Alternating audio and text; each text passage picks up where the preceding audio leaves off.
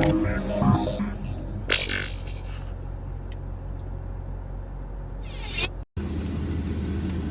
welcome back to the final 7. Straight out of my car again. Today I'm going to give you the evolutionist formula for creation, or how this universe came to be. Now we're going to get really scientific here, so you got to get on your nerd glasses, your scientist jacket on, because we're going to get really smart and real. Because remember, evolutionists claim that their formula is all scientific. They base their calculations or their conclusions off of 100% science. So I'm going to give you the evolutionist formula for how this earth came to be: creation and evolution. So this, ready, you got to take notes on this because it's a good kind of complicated. The evolutionist formula for creation. So first, you take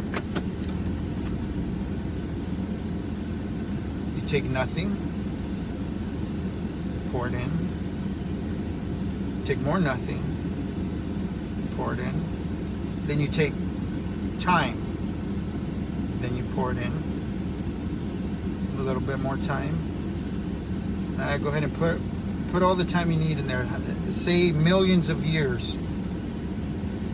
So we got all that, and boom, we got a perfectly balanced universe. Sun, stars, moon, everything sitting on its perfect axis to rotate and correlate equally, evenly, and precisely for life to exist on this planet.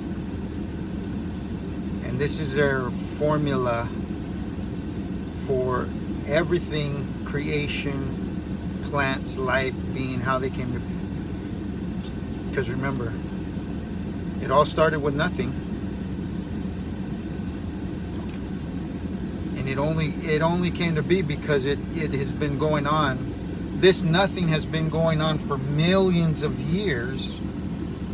So that's how we got the universe.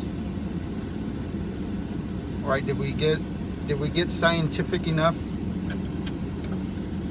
for all you to understand? Now, listen to this.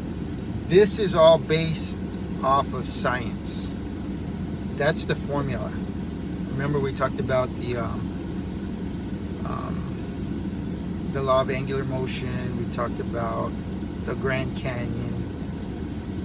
But the Big Bang, so all of a sudden there was a little atom, a dot, at the size of a dot. It started spinning. You know, where did that dot come from? Where did the energy come from to spin that? You know, what's causing all that? It's just nothing. How did nothing come to become an atom? How did nothing become the universe? How did nothing become anything? But that is their scientific conclusion, scientific study, scientific research, that it all came from nothing. The key is you got to give it enough time. Give it millions and millions of years, and this space-time universe can create just about anything, except, you know, little things a little bit more complicated, like a watch or telescope, or even a toothpick. You know, it won't create a toothpick. You know, that's a little bit too complicated for the formula of nothing in time.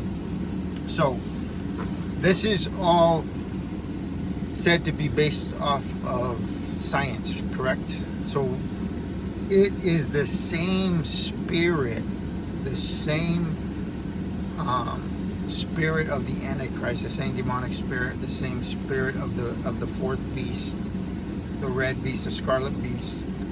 It's all the same. Why do I say that? Because what are they saying now?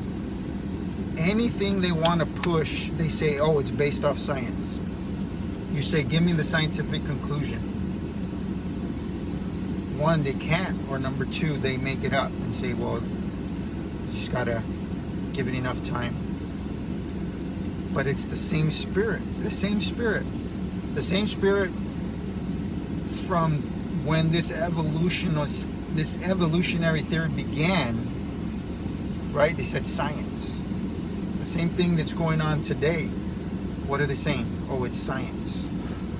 Anything they want to push, they're going to blame it on science, whether it makes scientific sense or not. You throw science, you throw the word science in there, and oh, okay, we're just supposed to accept the theory. Again, it is a theory of evolution. It's not a fact. It's not a proven fact. It's not a scientific fact. It is a theory. Don't get that confused in your arsenal. Remember, what do you mean by that? How did you come to that conclusion? And have you ever considered that the evolutionary formula for creation is nothing? How can you base anything off nothing? So, those three questions to ask when you get hit up or when your faith is being challenged. What do you mean by that? How did you come to that conclusion?